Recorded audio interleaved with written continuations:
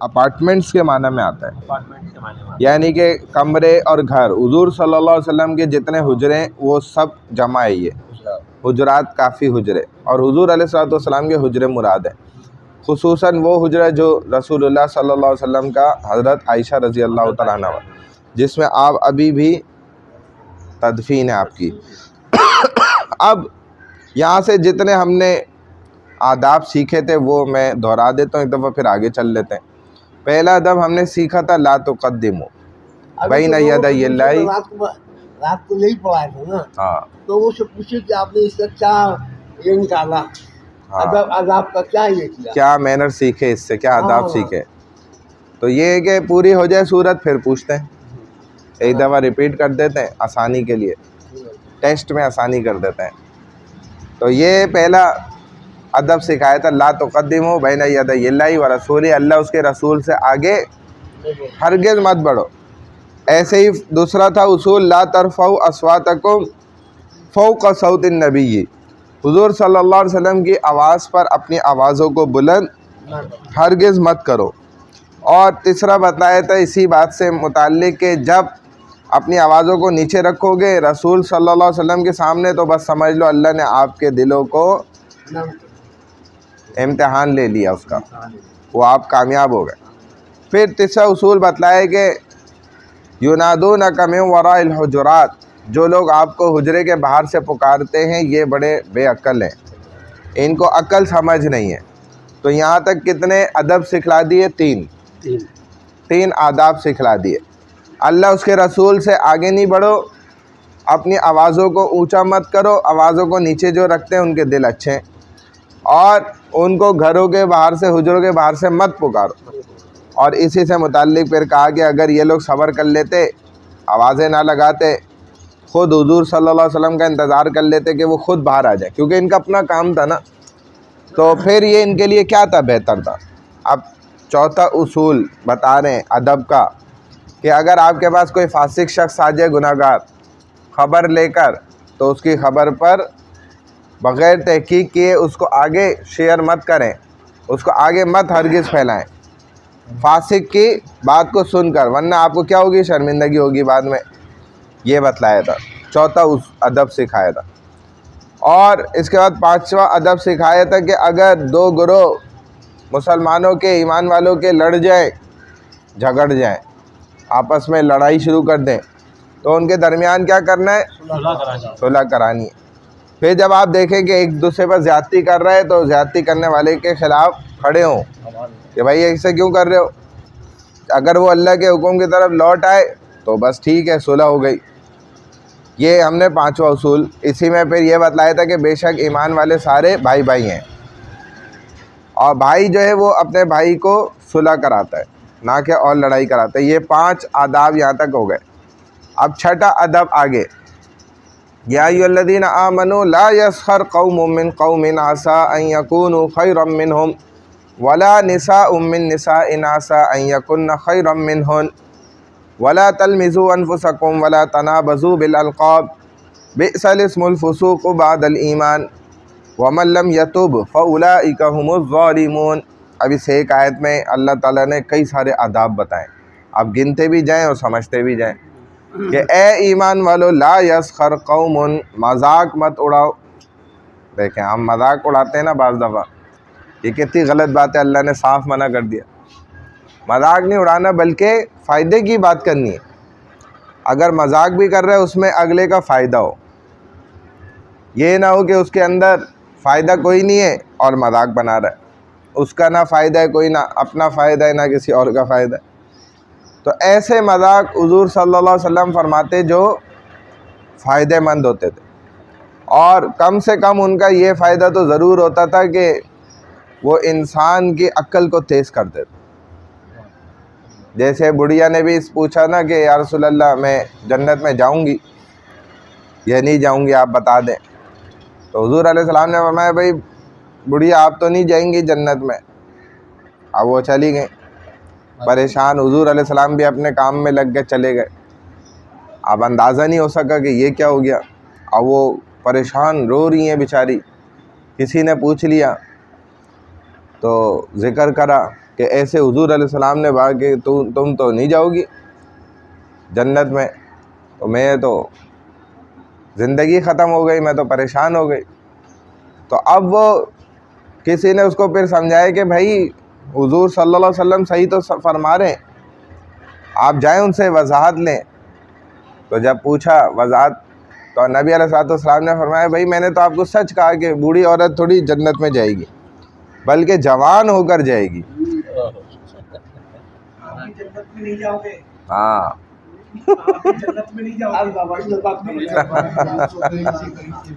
हाँ कि कैसे जाएंगे, जवान होकर, जवान होके जाएंगे, बूढ़ा आदमी नहीं जाएगा। हाँ सही है ना, तो जवान होकर जन्नत में जाया जाएगा। तो ये अब एक क्या है उनके लिए फ़िक्र का लम्हा है कि भाई वाकई इंसान को इल्म सीखना चाहिए। ये एक निशानी है इस तरफ भी कि जब इल्म होगा तो इंसान फिर सही बात समझेगा ना, सवाल भी करेगा, भाई पूरी वजाहत तो कर दें। तो ऐसे ही हुजूर अलैहिस्सलातु वस्सलाम के पास जब साहबी आए कि या रसूल अल्लाह ऊँट चाहिए, सामान लाद कर ले जाना होता है, मुझे बड़ी ज़रूरत है, तब भारी सामान में उठा के ले जाना मेरे लिए मुश्किल काम है, तो मुझे ऊँट दे दें, ऊँट अता फरमा दें। और हुजूर सल्लल्लाहु अलैहि वसल्लम के पास बड़ा ये माल इस तरह आया करता था, तो वो इसलिए मांगा। तो नबी अलैहिस्सलाम ने फरमाया भाई ऊँट तो नहीं है, ऊँट का बच्चा है, वो ले जाओ, बच्चा है ऊँट का, उससे काम चला सकते हो तो दे देते हैं, ले लो। तो उन्होंने बोला या रसूल अल्लाह आप मजाक कर रहे हैं मेरे साथ, मैं तो ऊँट से काम होगा, ऊँट का बच्चा क्या करना है उसने। तो हुजूर अलैहिस्सलाम ने फरमाया तो ऊँट फिर किसी का बच्चा नहीं होता क्या। तो इसमें क्या है, सबक है कि भाई अकल से काम लेना चाहिए इंसान को, बेअकली से नहीं। भाई कितना बूढ़ा आदमी हो जाए तो बच्चा तो है ना अपने वालिदैन का। तो ये ऐसा मजाक होता था रसूलुल्लाह सल्लल्लाहु अलैहि वसल्लम का। तो इस तरीके का हो कि जिसमें अगले की तज़लील ना हो, बुराई ना हो। यही तो फरमाया या अय्युहल्लज़ीना आमनू ला यस्खर, कि आप किसी एक कौम दूसरी कौम का मजाक ना बनाए कि जी देखो ये फ़लाने मुल्क वालों को इनकी हरकतें देखो। और इसी तरीके से सेक्टर 4D वाले भी, एक सेक्टर वाले दूसरे सेक्टर वालों का मजाक ना बनाए, या एक ही सेक्टर वाले लोग आपस में एक दूसरे का, गली वाले दूसरी गली वाले का मजाक, भाई ये देखो गली में हर वक्त इनके जो है ना यही तमाशे लग रहे थे, मजाक बना रहे।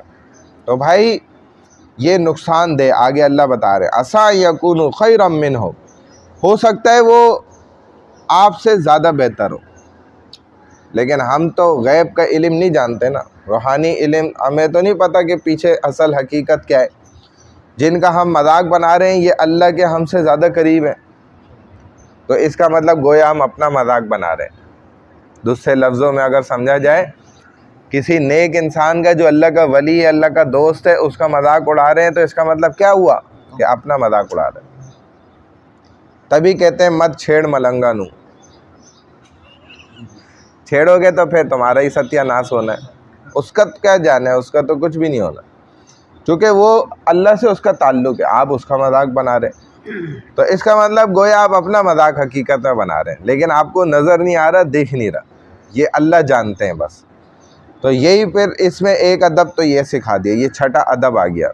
इसी में सातवां अदब देखें, वला निसाउम मिन निसाइन, और ना ही कोई औरत किसी औरत का मजाक उड़ाए।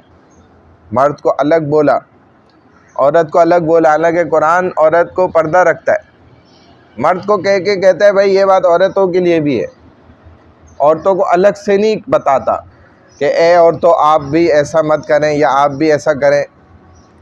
कुरान की ये शान नहीं है ना औरत को, क्योंकि औरत क्या है, पर्दे की चीज़ है, उससे बराह रास्त बात करना भी पर्दा है। तो अल्लाह बराह रास्त बात भी नहीं करते, सिवाय चंद मकामात के जिधर बहुत ज़्यादा अशद ज़रूरत है, खुसूसियत से समझाना मकसद है।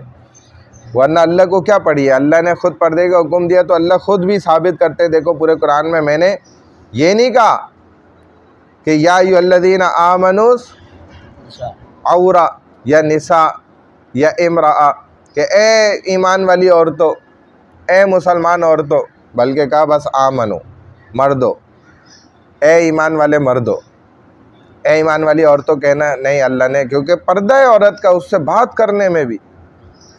और नरम लहजे में अगर जवाब दे तो ये भी गुनाह है, गलत है, जैसे हमारे यूनिवर्सिटियों में बहुत होता है।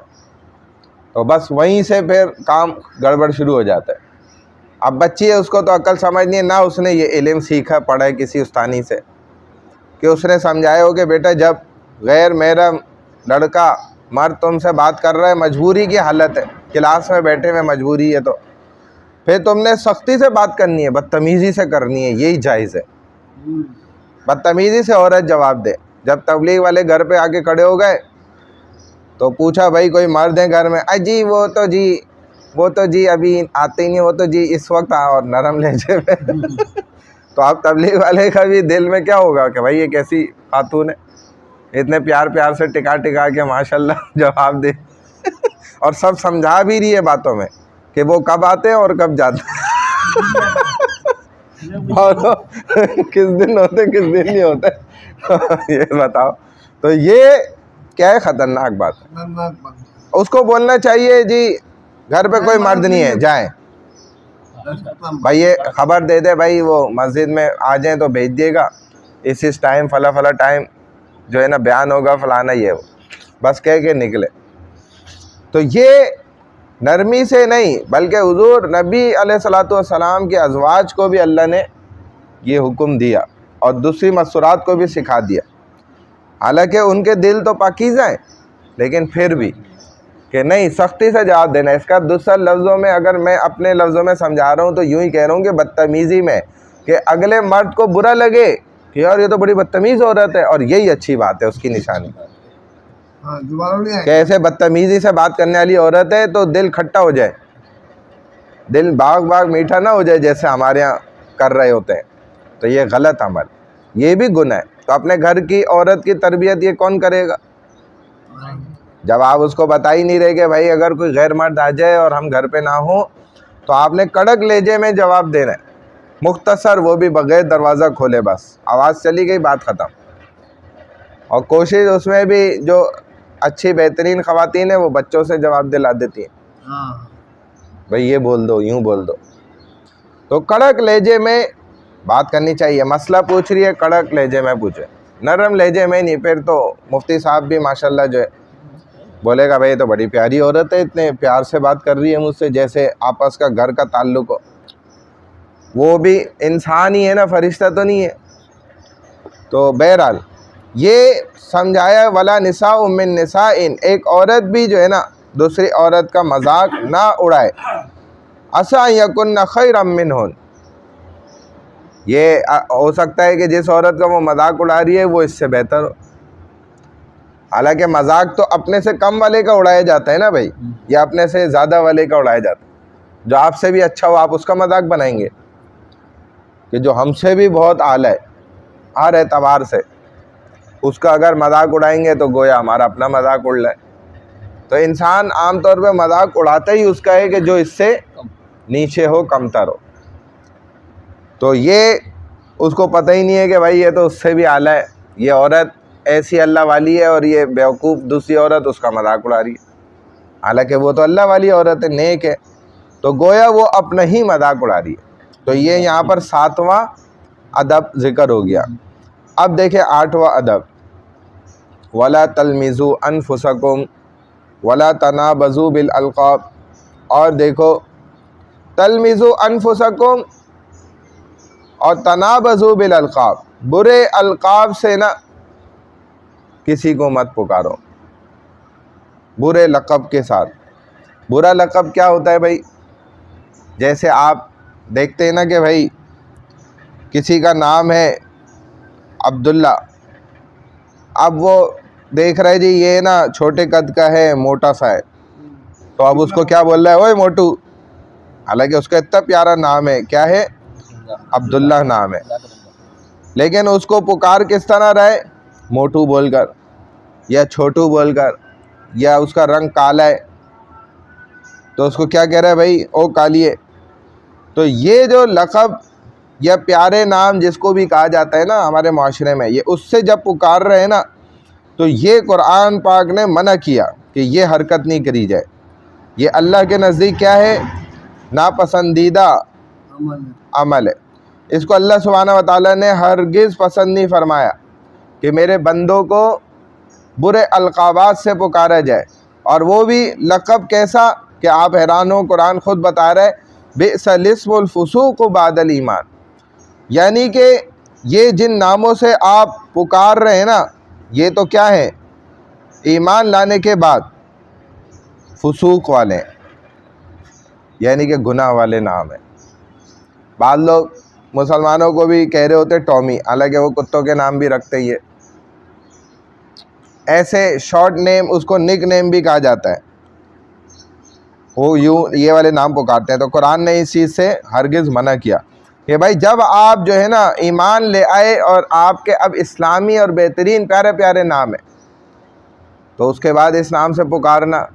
जैसे वो नाम पता चले कि जी Abdul John Abdullah, Johnny Khan, Bravo Khan और माइकल खान। अब जब वो पता चले यार ये कैसे आप लोगों के नाम है, कहा जी हमारे तो बचपन से ऐसी नाम है, यानी कि आधा मुसलमान नाम है और आधा क्या है? गैर मुस्लिम नाम है, यहूदी नाम है, आधा नाम क्रिश्चन है और आधा नाम मुसलमान है। तो आधा तितर आधा बटेर कैसे हो गए? तो जब तहकीक करी गई तो पता चला जी जब इनके बाप दादे थे ना, अंग्रेज़ों ने उनको लगाया था काम पे पटरियां बिछाने ट्रेन की, तो फिर उनको उस वक्त गुर्बत इतनी थी, कसमा पुरसी और उनके फाके थे, खाने को नहीं मिलता था। फिर उन्होंने बोला भाई तुमको खिलाएंगे भी, अच्छा पिलाएंगे भी, घर भी इधर बना के देंगे, और तुम ये हमारी किताब है ये पढ़ो, अपनी किताब छोड़ो हमें दो, अज़ाने वगैरह छोड़ो, नमाज वमाज ये हमारे सारे काम करो, तुम्हारा पूरा ख़र्चा हर चीज़ हमारे ज़िम्मे, तुम्हें औरतें भी देंगे, सब करेंगे। करते करते क्या हो गया जी, वो अपने दीन से भी गए, मज़हब से भी गए, ख़त्म। अब वो नाम तो रह गया खान, जो कास्ट थी वो जो उनका कास्ट थी कोई सी भी, वो तो जुड़ी हुई है, भले पंजाबी थी या दिल्ली वाली थी और फलानी ढिमकानी, वो सब तो जुड़ा हुआ है। और ऐसे बहुत सारे देखे, तो वो अब कास्ट जुड़ी हुई है लेकिन इस्लाम से गए। अब शुरू में माइकल नाम है, जॉनी नाम है, ब्रेवो नाम है और क्या क्या नाम है, और ये भी उनके आधे नाम से शक हुआ कि शायद ये इनके पहले इस्लाम होगा कहीं, और वो खुद बताए कि हाँ ऐसा हुआ था, हमारे बाप दादे बताते। अब वो नस्लें ही नस्लें पूरी। तो बहरहाल इस्लाम कबूल कर लेने के बाद बुरे नाम से किसी को पुकारना, जैसे किसी को ये भी बोलना कि ओ शराबी या ओ जानी, नाउज़ुबिल्लाह, ओ चोर, ओ डकैत, हालांकि वो बेचारा ऐसा है नहीं, या कभी ज़माने में कम उम्र में उसने गलती कर दी थी, अभी वही बुराई से उसको पुकार रहा है। तो अल्लाह सुब्हानहू व तआला ने इस चीज़ से वाज़े तौर पर ना मुकम्मल तौर पे मना फरमा दिया कि ऐसा हरगिज़ ना करो। ये अदब समझ में आ गया, ये ख़ास अदब अल्लाह सुब्हानहू व तआला ने यहाँ पर ज़िक्र फरमाया। अब ये जो यहाँ पर है ना, वला तलमिज़ू अनफुसकुम, और ना ऐब लगाओ आपस में एक दूसरे पर, ताना जनी मत करो। यहाँ तक कितने हो गए अदब भाई? 8। ये नवा अदब भी इसी आयत में। वला तलमिज़ू अनफुसकुम, एक दूसरे पर ऐब मत लगाओ। ऐब जो ही करना, एक इंसान के अंदर एक ऐब मौजूद है ही नहीं, उसके अंदर वो ऐब लगा रहा है। जैसे मिसाल के तौर पे एक आदमी है, झूठ बोलता नहीं है, लेकिन ये उसको कह रहा है यार आप झूठ बहुत बोलते हैं, तो ये ऐब उसके अंदर मौजूद है नहीं, लेकिन ये पैदा कर रहा है। ये ख़तरनाक बेअदबी है और अल्लाह क्या नाराज़गी का बहुत बड़ा ज़रिया है। तो लिहाजा जब एक ऐब किसी इंसान में मौजूद नहीं है, उसके अंदर वो ऐब पैदा करने की कोशिश करे, तो ये अल्लाह ने फरमाया कि ये आदाब के बिल्कुल ख़िलाफ़ अमल किया कि एक आदमी में बुराई नहीं है और आप वो बुराई उसके अंदर पैदा कर रहे हैं। इसका असर क्या होगा? अल्लाह वाले फरमाते हैं कि जब आप किसी के अंदर कोई ऐब नहीं है और वो ऐब उसके अंदर आप पैदा करने की कोशिश करें, उसको बोलें उस ऐब के मुतालिक, तो कुछ ना हो वो ऐब आपके अंदर ज़रूर पैदा हो जाएगा। उसके अंदर तो नहीं होगा ना है, लेकिन आप में मरने से पहले ज़रूर वो बुराई आ जाएगी। इसीलिए कहते हैं कि ये हत्ता कि किसी में बुराई हो भी तो उसको जिक्र ना करो, अच्छाई का जिक्र करो, बुराई को छोड़ दो। हाँ, आप अगर इस काबिल हैं कि उसकी इस्लाह कर सकते, आपकी खुद की भी इस्लाह हुई भी है, ये भी शर्त है ना, तो आप करें फिर तरीके से उसकी इस्लाह, अकेले में करें, छुपा के करें, मोहब्बत से करें, इस अंदाज से करें उस पता ही ना चले। और अगर ये नहीं कर सकते तो फिर आप छोड़ें और उसके लिए दुआ करें। ये है बेसलिस्मुल फुसूक व बादल ईमान, ईमान लाने के बाद किसी का बुरा नाम पुकारना ये और बड़ा गुनाह है। वमन लम यतुब फउलाइका हुमुज़ ज़ालिमून, और यही लोग तो जालिम हैं अगर वो ये सब कुछ करते भी हैं। ये जो यहाँ तक तकरीबन 9 अदाब हो गए, 9वां अदब ये बता दिया कि ऐब ना लगाए। अगर ये बुराई करने के बाद ये लोग तौबा भी नहीं करते तो ये जालिम है। आगे फरमाया या अय्युहल्लज़ीना आमनुज्तनिबू, ये आखिरी आयत करते हैं फिर इंशाअल्लाह बकिया बाद में। या अय्युहल्लज़ीना आमनुज्तनिबू कसीरम मिनज़्ज़न्न इन्न बअदज़्ज़न्नि इस्मुन वला तजस्ससू वला यग़्तब बअदुकुम बअदा अय्युहिब्बु अहदुकुम अन यअकुला लहमा अख़ीहि मैतन फ़करिहतुमू वत्तक़ुल्लाह इन्नल्लाह तव्वाबुर रहीम। कि ए ईमान वालो, देखें ये अल्लाह प्यार मोहब्बत से पुकारे जा रहे कि गौर से ये बात सुनो। इज्तनिबू, बचते रहो। ये कौन सा अदब चल रहा है? 10वां अदब, ठीक है। इज्तनिबू कसीरम मिनज़्ज़न्न, देखो बचते रहो बहुत से ख्यालात से, बहुत से गुमान से। जन क्या कहते हैं? गुमान करना, ख्याल करना। क्यों? इन्ना बअदज़्ज़न्नि इस्मुन, बेशक बहुत से गुमान और ख्याल क्या होते हैं? गुनाह होते हैं। इंसान सोच रहा होता है बैठा हुआ किसी की बुराई, किसी के मुखालिफ प्लानिंग करता है। ये ऐसे थोड़ी इंसान बाकायदा शुरू हो जाता है और बस किसी के पीछे पड़ जाता है और उसके जो है ना काट करना शुरू कर देता है और उसके मुताल्लिक उसको नुकसान पहुँचाना शुरू करता है। ये ऐसे ही शुरू नहीं हो जाती चीज़। ये बाकायदा सबसे पहले इसकी इब्तदा शैतान वसवसे से शुरू कराता है। इसकी स्टार्टिंग वहाँ से होती है कि वो इसके दिल में ख्यालात पहले पैदा करता है, और वो ख्यालात ज़ाहिर अच्छे थोड़ी होते हैं। अच्छे ख्यालात तो आपको बड़ी मेहनत से ख़ुद पैदा करने पड़ते हैं, और बुरे ख्यालात बड़ी आसानी से शैतान पैदा करता है। तो सबसे पहले वो बुराई के ख्यालात पैदा करता है दिल में बैठे बैठे, और वो ख्यालात आगे बढ़ते बढ़ते मजबूत हो जाते हैं और फिर ये अमली तौर पे ना करना शुरू कर देता है। तो ये सबसे पहले ख्याल आता है बुराई का दिल में, दिमाग में। अगर यही इसी को कुरान पॉइंट आउट कर रहा है कि आप बुरे ख्यालात मत करें। हर ख्याल बुरा नहीं होता, बाज़ ख्यालात बहुत अच्छे होते हैं। इंसान भलाई के और अच्छाई का ख्याल करता है, उसके दिल में आ जाता है कि भाई मैं तो जो है ना नेफला इबादत करने के लिए जो है ना मैं कोशिश करूँगा अपने साथी को भी उम्रे पे ले जाऊँ, उसको भी पैसे दे दूँ, किसी तरह इकट्ठे हो जाएं, वो भी साथ उम्रा कर ले, वो भी हज कर ले, मैं हज के लिए तैयार जो। हाँ ठीक है ना। तो इस तरीके से मुख्तलिफ अच्छाइयों के ख्यालात भी इंसान सोचता है, गुमान करता है, और अच्छे ख्याल पर उसको नेकियां मिल रही होती हैं, फ्री की नेकियां, मुफ्त की। अब इसने जो सिर्फ सोचा ना भाई मैं अगर अल्लाह मुझे इस काबिल करता मैं इतने लोगों को अफ्तारी भी खिलाता और सहरी भी खिलाता और सारे मुतकिफ़ीन को भी मैं खिलाता और मैं सबके लिए जो है ना भलाई के काम करता है, जिसकी जो तकलीफ़ होती है मैं उसको दूर करता, फलाने की उनकी माली भी मदद करता, ऐसे भी करता, वैसे सोचे जा रहा है और नेकियां मिलती जा रही।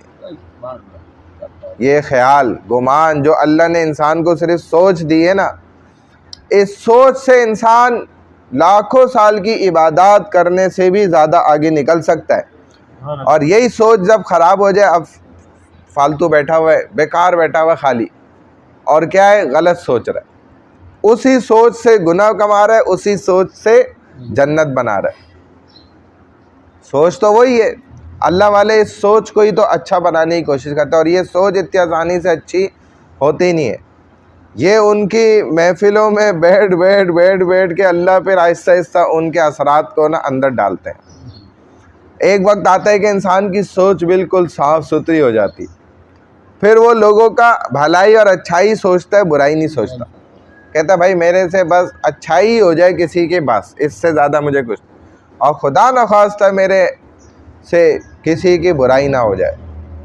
इसीलिए नबी अलैहिस्सलाम ने फरमाया कि मोमिन वो है जिसके हाथ और ज़बान से दूसरा महफूज है, और अगर महफूज नहीं है तो ये मोमिन नहीं है। फिर इसके हाथ, क्योंकि ये भी नेकी है, आपके हाथ ज़बान से अगला महफूज हो गया तो ये नेकी मिल रही है, आप अमन में आ गया, हिफाजत में आ गया कि भाई इस बंदे से तो मुझे नहीं नुकसान होगा इंशाअल्लाह। और लेकिन इधर हमारी सोच क्या है कि भाई किसी भी बंदे से मुझे नुकसान हो सकता है। कोई एक बंदा ही दुनिया में ऐसा नहीं है कि जो जिससे मुझे फुल गारंटी हो कि वैसे मुझे नुकसान नहीं हो सकता। हमने जहन ऐसा बना लिया बस, तो ये हमारी सोच है। अल्लाह ऐसी सोच को पसंद नहीं फरमाता। तो अल्लाह कैसे ख्याल और गुमान और किस सोच को पसंद करते हैं? जो मुस्बत हो, पॉजिटिव, जो हमेशा अच्छाई को निकाल के ले आए और बुराई का तस्करा ही ना करे वो सोच। तो ये जहन, जब दिमाग, सोच हमारा साफ़ सुथरी हो जाएगी, मुस्बत हो जाएगी ना, पॉजिटिव, फिर आप देखें आपको एक बड़ी लंबी लंबी चौड़ी इबादत और रातों को जागने से और ज़िक्र करने और कुरान पढ़ने और लंबी लंबी नवाफिल पढ़ने से वो कुछ नहीं मिलेगा जो सिर्फ इससे मिल जाए।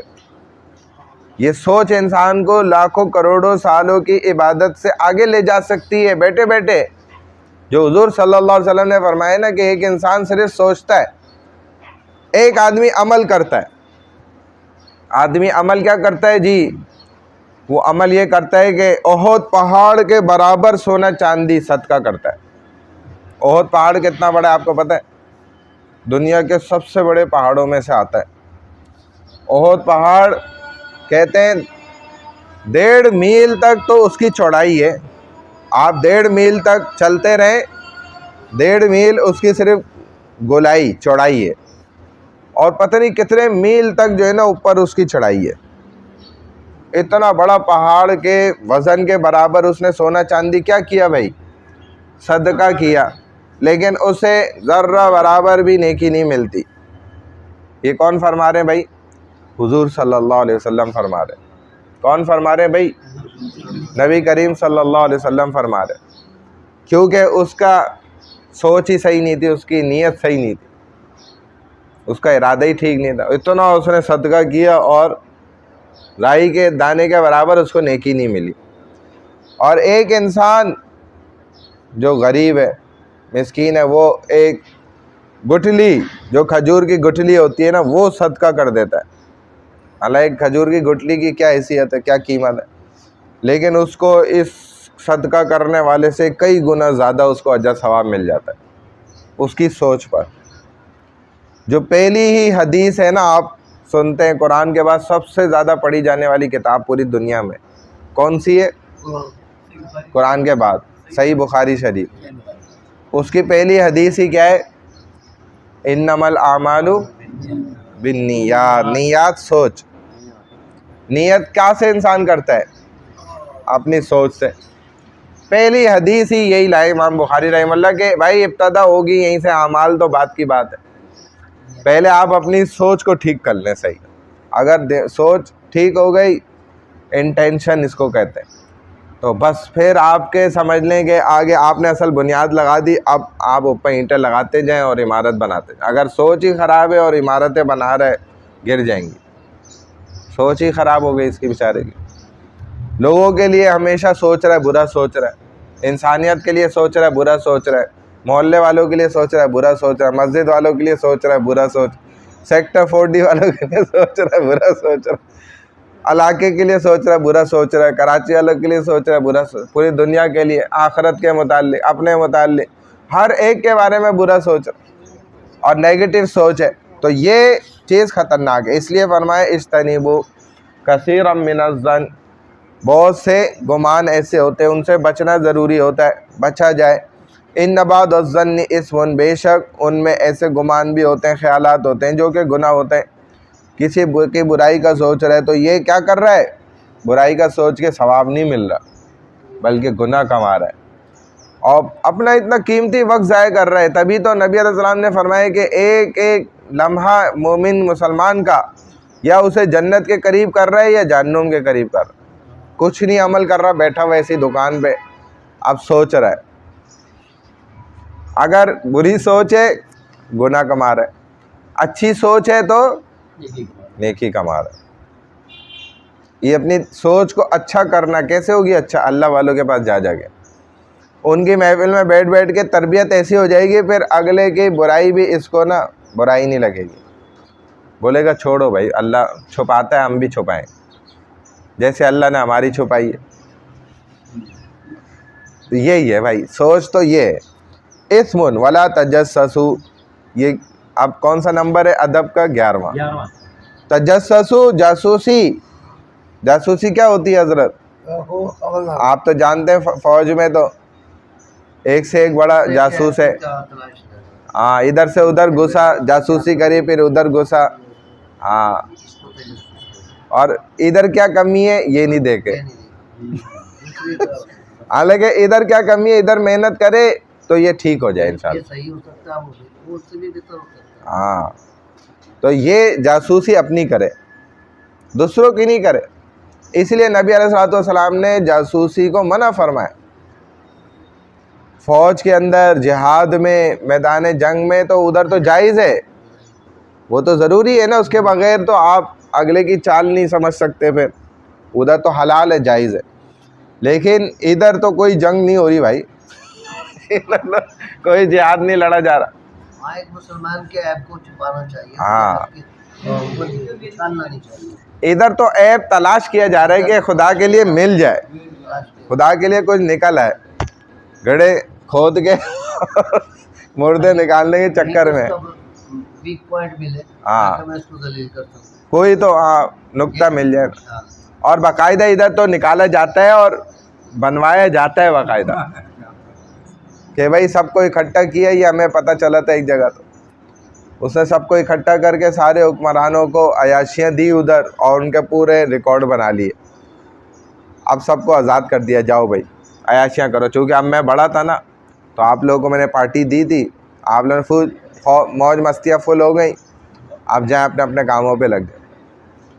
फिर अब उनके पास सबूत आ गए ना कि भाई ये हुक्मरान तो फलाना अयाशियों में, ये देखो इसकी हरकतें, ये इसकी वीडियो हैं, ये इसका फलाना है। अब कोई उसके सामने कुछ कर सकता है? वो दिखा देगा आप तो ये हैं, मेरे पास ये। अब जासूसी क्या है? मना है, हराम करार दिया। और फरमाया वला यग़्तब बअदुकुम बअदा, ये 12वां अदब है कि एक दूसरे की ग़ीबत नहीं करो। ग़ीबत क्या है? पीठ पीछे बुराई करना। हाँ, गली में ही होगा, हाँ इधर वहीं पे ही बता दो। ग़ीबत क्या होती है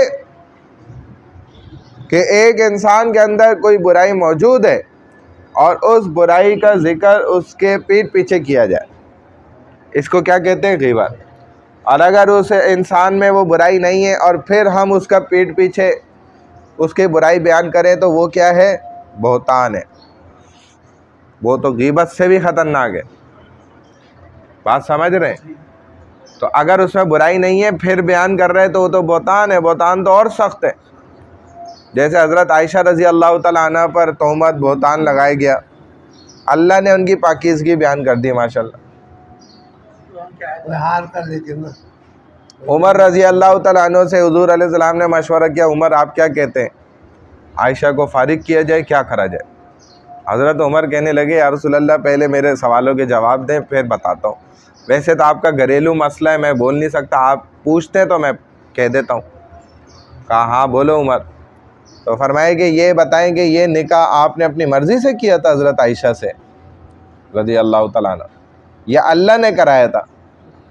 तो हुज़ूर अलैहिस्सलाम ने फरमाया भाई अल्लाह ताला ने कराया था, मैंने तो अपनी मर्ज़ी से नहीं किया था, बल्कि जिब्राइल आए थे, तस्वीर भी दिखाई थी, मैंने हाँ कर दी कि अल्लाह चाहते हैं कि निकाह हो, तो अल्लाह ने कराया था। अच्छा, दूसरा या रसूल अल्लाह ये कि हमें तो अपने बच्चों के लिए पाकीज़ा लड़कियां मिल जाती हैं, अल्लाह को नहीं मिली। और दूसरा सवाल ये बताएं कि आपके जिस्म पे क्या गंदी मक्खी बैठ सकती है? हुजूर सल्लल्लाहु अलैहि वसल्लम ने फरमाया कि नहीं, अल्लाह की तरफ से मना है, गंदी मक्खी मेरे जिस्म पे नहीं बैठ सकती। तो फरमाया आपके बिस्तर पे अल्लाह गंदे औरत को बिठा देगा? ज़रा सोचें तो। हाँ, ये सारी चीज सोच तो के हुजूर सल्लल्लाहु अलैहि वसल्लम ने कहा, भाई वाह उमर, क्या तुमने समझाया है माशाल्लाह। तो आप सल्लल्लाहु अलैहि वसल्लम ने फ़ैसला फरमा लिया कि ये झूठे लोग हैं सारे, और आयशा क्या है? पाकीज़ा है, साफ़ सुथरी है। तो यही फरमाए कि अगर बुराई है फिर पीठ पीछे कर रहा है, अब उसको कोई समझाता है, वो कहता है मैं तो मुंह पे कर दूं, इसमें कौन सी, मैं कोई डरता हूँ? उसके बाप से भी नहीं डरता। अब ये क्या है, अल्लाह के ऊपर नाउज़ुबिल्लाह इल्ज़ाम लगा रहा है कि अल्लाह तो कह रहा है पीठ पीछे मना कर रहा है, मैं तो मुंह पे। या अल्लाह आप क्या बातें कर रहे हैं? आप पीछे मना कर रहे हैं, मैं मुंह पे कर सकता हूँ, उसको तो बोल सकता हूँ। और अल्लाह जबकि पीछे मना कर रहे हैं कि पीछे भी मेरे बंदे की बुराई अगर है भी तो उसकी गिबत नहीं करनी है, क्योंकि उसकी एक इज़्ज़त है, एहतराम है मेरे यहाँ, तो तेरे यहाँ भी होना चाहिए। वो कहता है नहीं, मैं तो मुंह पे भी खुल के, आप पीछे मना कर रहे हैं, आप पीछे की बात करते हैं, मैं सामने करने को तैयार हूँ, मैं आपको बताता हूँ मैं क्या कर। तो कितनी बड़ी ख़तरनाक बात है कि अल्लाह पीछे मना कर रहे हैं बोलने को, और ये जुर्रत कर रहा है कि मैं तो मुँह पर भी बोल सकता। कितनी बड़ी गलत बात बोलता है इंसान, लेकिन ज़रा सा गौर नहीं करता। तो फरमाए कि ये 12वां अदब यहाँ तक है। अयुहिब्बु अहदुकुम, क्या तुम में से कोई इस बात को पसंद करता है, अन याकुला, के वो खाए, लहमा, गोश्त, अखीही, अपने सगे भाई का, मैतन, वो अभी अभी मारा है ताज़ा ताज़ा, फकरिहतुमू, तुम में से कोई इसको पसंद नहीं करेगा कि तेरा सगा भाई अभी मारा है और कोई आए और चाकू से उसका गोश्त काट के आपको बोले ले जी पकाएं, या ऐसे ही कच्चा खाना है कच्चा खाएं। तो आप अगर इसको पसंद करते हैं, यही गीबत है करना, ये इसी तरह गीबत करना किसी की बुराई जो उसके अंदर है उसके पीठ पीछे, कि जैसे आपका सगा भाई मारा और आपने उसका गोश्त काट रहे और खा रहे, और आपको कोई बुरा नहीं लग रहा। अगर ये आपको बुरा नहीं लग रहा तो खाते रहें फिर। चुनाचे 2 औरतें जो आईं और या रसूल अल्लाह हम से जो है वो ऐसे तबीयत ख़राब, ये वो, नबी अलैहि सलाम ने प्याला दिया, उल्टी करो। जब उसमें उल्टी करी, गोश्त के टुकड़े निकले लाल खून के साथ, तो नबी अलैहि सलाम ने फरमाया तुम लोगों ने गीबत करी है ना? उन्होंने कहा हाँ या रसूल अल्लाह, हमने गीबत की थी, बुराई की थी। तो गोश्त खाने के बराबर ये सच हो गया, साबित हो गया अपने सगे भाई का। तो ये अमल, ये हरकत कोई भी पसंद नहीं करेगा, बल्कि वो तो ये भी पसंद नहीं करेगा कि गोश्त खाना तो दूर की बात, सगा भाई मारा है तो इसके जिस्म पे कोई चाकू भी फेरे, काटे भी, बल्कि गुस्ल देते हुए हमने खुद देखा भाई ध्यान से और जी आराम से। हालांकि अब तो उससे कुछ महसूस भी नहीं होना, अब तो सिर्फ जिस्म में रूह तो गई, जिसको महसूस होना था वो तो ख़त्म हो गए। अब एक खाली जिस्म को तो आप कुछ भी करें उसको थोड़ी पता चलना है, लेकिन कितना ख्याल किया जाता है, और जनाजे को उठाने और ले जाने में किस कदर ख्याल किया जाता है जी, बराबर पकड़ें जी, ऊपर नीचे ना हो जी, टेढ़ा मेढ़ा ना हो जी, ख्याल करें जी, आराम से जी। अब इतना ख्याल अगर ज़िंदगी में कर लेते उसका, वो आपको यकीन करें सर पे बिठा लेता कि यार इतना मेरा ख्याल कर रहा, ज़र्रा सा मुझे तकलीफ़ ना हो जाए, ज़र्रा सा मैं ऊपर नीचे ना हो जाऊं और परेशान ना हो जाऊं, इतना ख्याल अगर ज़िंदगी में कर ले बंदा जब सांस होती है। तो एक औरत ने सही कहा था ना, मेरे सामने ही कहा था कि भाई जब ज़िंदगी में नहीं आए तो फिर मरने के बाद जाने का क्या फ़ायदा है। ज़िंदगी में आ जाते हैं, मरने के बाद अगर नहीं भी आते तो परवाह नहीं है उसकी, वो तो कोई भी उठा के दफना देता है, गड्ढे में डालना है और क्या करना है। वो तो कुत्ता मरता है, लोग फेंक देते हैं उठा के गड्ढे में। बाज़ लोग जिनके दिल में ज़्यादा रहम होता है वो खड्डा खोद के उसमें भी डाल देते हैं, वरना KMC वालों को कम से कम बुला के या उनको दे देते हैं जो भी इसके होते हैं कचरा उठाने वाले। तो बहरहाल वत्तकुल्लाह इन्नल्लाह तव्वाबुर रहीम, और अल्लाह से डरते रहो, बेशक अल्लाह खूब तौबा को कबूल करने वाले, रहम फरमाने वाले। सदक़ल्लाहुल अज़ीम। यहाँ तक कितने अदब हो गए हमारे? 12। सुभानअल्लाहि व बिहम्दिही, सुभानकल्लाहुम्मा व बिहम्दिका, नशहदु अल्ला इलाहा इल्ला अंता नस्तगफिरुका व नतूबु इलैक बिरहमतिका या अरहमर राहिमीन।